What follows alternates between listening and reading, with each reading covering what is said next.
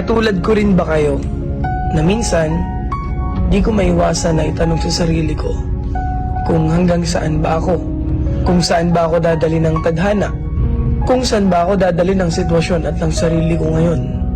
Kasi minsan nakakaramdam din ako ng pagod, pero wala namang choice kundi lumaban palagi dahil yun lang naman talaga ang dapat. Kaya kung katulad lang din kita, lagi kang lumaban sa buhay, lagi kang magsumikap na maabot lahat ng mga bagay na gusto mo. Di naman lahat ng gusto mong matupad ay isang pitik lang. Lahat ng tagumpay at mga bagay na gusto mong matupad, pagod, puyat at hirap ang dapat mong isakripisyo. Tapos huwag kang susuko hanggang sa makuha mo na lahat.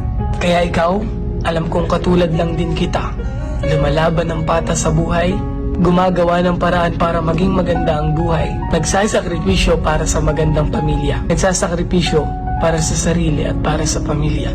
Ingat kayo palagi, stay safe, and follow me.